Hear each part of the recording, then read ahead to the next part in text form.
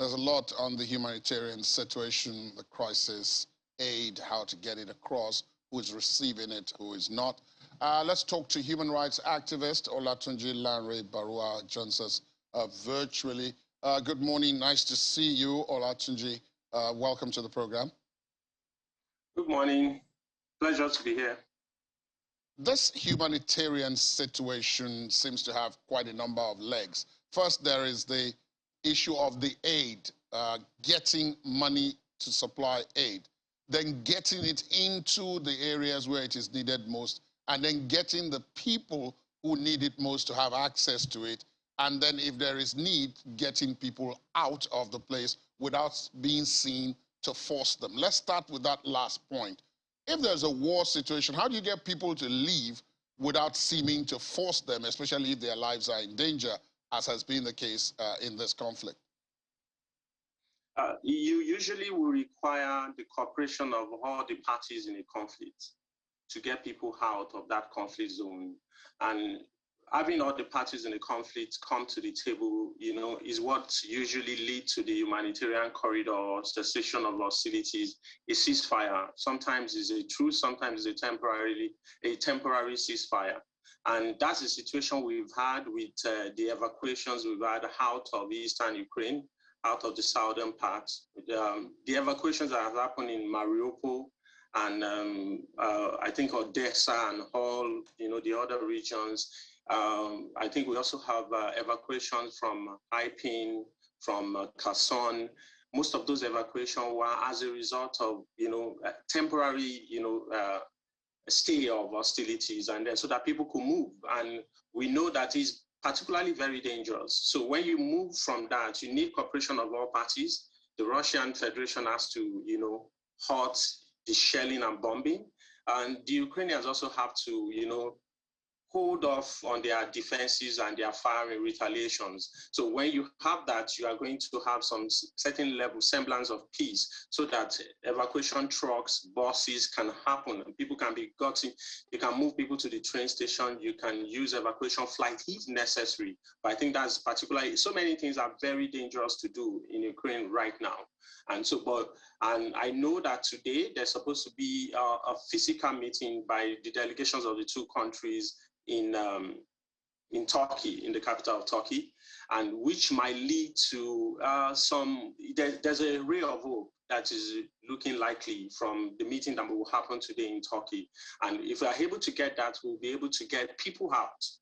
But now getting aid to people is also another complicated issue. And, there are certain level of distrust by all parties. The Russian Federation might probably feel that this might be a ploy by the Ukrainians to get weapons into those territories so that they can defend their, hold their positions. And that's why they are very, very reluctant in allowing, trucks of aid to come into the region. And you also feel that hunger, it's against humanitarian law. Using hunger as a tool of warfare is against international law. But for the Russians, the strategy seems to be that the more you starve the Ukrainians of electricity, the more you starve the Ukrainians of access to food, access to water. They do not even have access to gas at the moment, and that's the only thing they use to keep warm in this particular season. That the more you have this situation, the likelihood that the Ukrainians will fold and give in to the Russians. And that has not turned out to be so. And so that's the reluctance of the Russian in allowing aid to get to the people. You feel that if food gets to them, then they are re-energized to fight and continue fighting. So that's a problem on its own. And that's why a lot of different bodies across the world are already documenting, evidence of war crimes against the Russians. And that is happening. I'm sorry to interrupt. Different parts from. I'm sorry to interrupt at this point, but you see, what you've described now would appear to be very, logical. But then when you have a situation of war, many of this logic, or most of this logic gets thrown out of the window. And I return to the original point, which is the difficulty that the humanitarian organizations are faced with, which is people's lives are in danger. Clearly, their lives are in danger from bombardment, from shelling, from hunger, all the things you've described.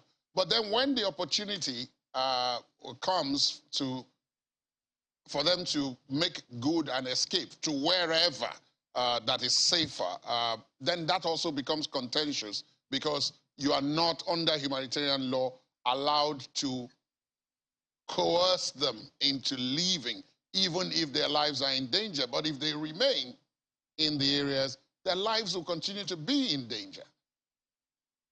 You need to also understand that if you see the pattern of the evacuations and the way people have moved, you see that we've had the movement of mostly the elderly, children, and women. Most of the men, if you remember at the onset of this war, the Ukrainian government resolved that all young men between the ages of 18 and 60 must stay to fight for their land. And so you are going to have a situation where most of the men, the adolescent men, most of them will refuse to move. They will refuse to leave because they have been harmed to defend the country as it stands right now. So you can't force them to move. There was a video, there was a report I read over the weekend where Zelensky was saying that they are trying to get some of their, trapped military forces out of Mariupol, and they have refused because they said they will not leave without their dead. That's the military, the soldiers, the Ukrainian army said they won't leave without their dead. So those are the kind of situation we are going to be faced with in this, pattern. But you also there are other instances of the Russian bossing people forcefully against their will to Russia. At some point, Russia created an humanitarian corridor that leads only to Russia and Belarus. And, that was also a problem for the other side. But the last report I saw, there have been about 60 to 72,000, between 60 to 70,000 people have been forced against their will evacuated to Russia, and their passports and identity cards seized by the Russian government. And those are issues that are ongoing. It's a very fluid situation. The United Nations, the UN OCHA, UN Refugee Commission, everybody will be on top of that. And I know that they want to get to the end of that, even though the Russians are being very intransigent in dealing with, the international bodies. They feel isolated and victimized. And, that's another conversation on its own. But here we are. You are going to continue to have those corridors will open. A lot of people will refuse to move, especially those who have been harmed, who are in the armed forces, those who are resolved to defend Ukrainian land. They will refuse to move. But children, like so far, I know that we were told about over 4 point something million children have been displaced within Ukraine, and that's about 50% of Ukrainian kids. About 50% of them, about 4.2 million thereabout, have been displaced. So let's come to the issue. Let's come to the issue of the aid now. There are two things here. There's a question of sourcing the aid, getting the resources for it, and then getting it into where it is most needed. Now, it appears as if there's opportunity to source for the aid. The problem is getting it into where it is needed. And again, you have humanitarian law insisting that both parties must sign up before the humanitarian organization can move convoys or can move aid into those areas. Do you see in a situation like this an opportunity where that can be easily done? Because it doesn't seem as if that's what's happening now. No, it won't be easily done. It will ultimately happen. But my fear and pain is that by the time it will happen, a lot more damages will have been inflicted on the people who are in tight and terrible condition right now. And every day as the day progresses, people are dying of hunger. People are dying of the extreme weather condition right now. People are dying of lack of access to water, lack of access to light. And so you have hospitals without light right now at the moment. And very serious and urgent medical supplies needs to get in. And that's why this negotiation has to happen. But my fear and pain is that by the time we will get to a resolution, more lives will have been lost painfully. And that is a situation that is tragic. But I know that a lot of parties are working around the clock. You find that the Israeli government is also involved in this negotiation. The Turkish government is involved in this negotiation. You also have, there's a few other parties involved, but the most credible mediation going on right now are the ones led by the Israeli government and the Turkish Federation. And I hope that they will be able to get something tangible at the end of today or before the end of this week. Because every day, about almost 80% of Mariupol has been, turned to rubble as we speak. And people are living in basements and people are barely surviving. That has to change. And you can't get aid into there. You can't put personnel that work with UN OCHA and UN refugees or even the WHO. You can't get them into Russia without the cooperation of both parties before, you can't even get the logistics operators to get in there without clear signal that their lives will be safe. And so that's a very complex situation. It will never be easy. And it might take longer, and that's the painful part of this. The tragic part of it is also that some people, by the time the help will get to them, it might probably be too late. But we will have to deal with this.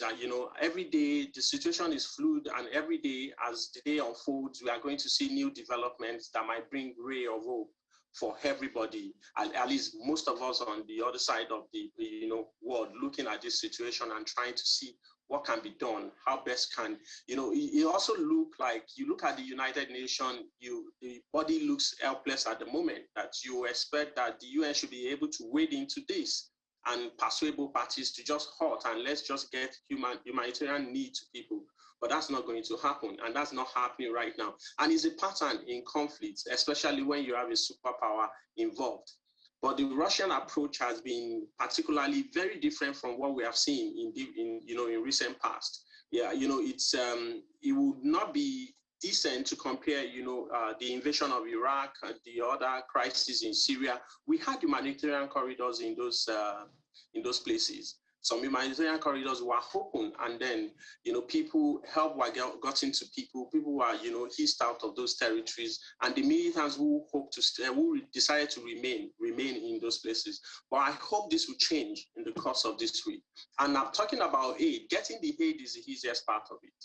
About a week or two ago, the U.S. Congress approved about $13.2 billion in humanitarian aid to Ukraine, and there's been a flurry of support coming from the West, coming from the European Union, coming even from, the eastern part of the world. So that's going to continue to happen. Talking about fund for humanitarian intervention, they will never lack that because there's solidarity. The wind of solidarity is on the back of the Ukrainians at the moment, and that will continue to flow in. But getting it in there is going to be the complicated part, and that's where you need everybody to be at the table. America. All right, then. Olatunji Larry Barua. Yes. Olatunji Larry Barua. I wish we had more time to explore this, but I want to thank you for joining us this morning from the nation's capital, Abuja. Thank you so very much.